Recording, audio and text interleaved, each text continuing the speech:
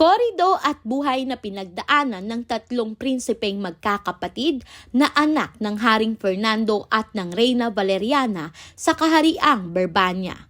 Aralin 11, Ang Mahiwagang Lobo, Saknong 731 hanggang 777. Habang masayang-masaya ang buong Berbania sa kasal ni na Don Diego at Doña Juana, si Don Juan naman ay nakahandusay sa Armenia. Lasog-lasog ang katawan matapos ipagkanulo. Mabuti na lamang at dumating ang lobong inutusan ni Doña Leonora.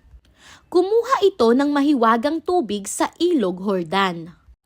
Pinahiran ang bawat sugat ng prinsipe at unti-unting gumaling si Don Juan hanggang makalakad muli. Pag-ahon ni Don Juan, siya'y nagdasal ng buong puso, humingi ng lakas, proteksyon at patnubay sa Diyos sa kanyang paglalakbay. Dahil sa labis na pagod, nagpahinga siya sa lilim ng isang mayabong na puno at mahimbing na nakatulog. Habang natutulog ang prinsipe, dumating ang ibong Adarna. Muli itong nagbagong balahibo at nang nagising si Don Juan, inawit at isinalaysay nito ang lahat.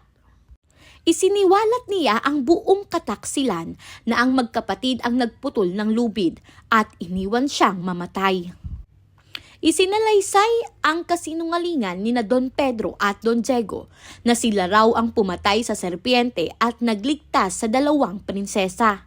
Ibinunyag din niya ang hinanakit ni Doña Leonora, ngunit sinabi rin itong wala na siyang magagawa sapagkat napilitan itong umuwi sa Berbania. Nagbigay ito ng pahayag at payo.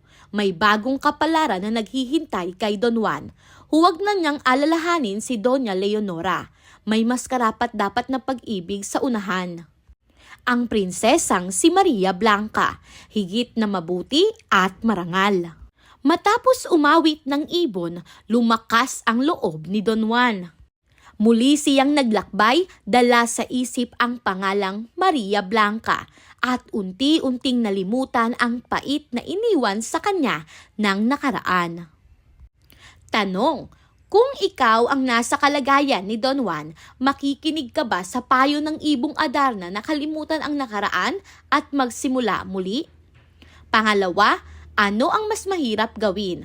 Patawarin ang nagkasala o iwan ang pananakit upang simulan ang bagong paglalakbay? Mahalagang kaisipan, may mga sugat na gumagaling lamang kapag natuto tayong tanggapin ang katotohanan at sumulong sa bagong kapalarang nakalaan para sa atin.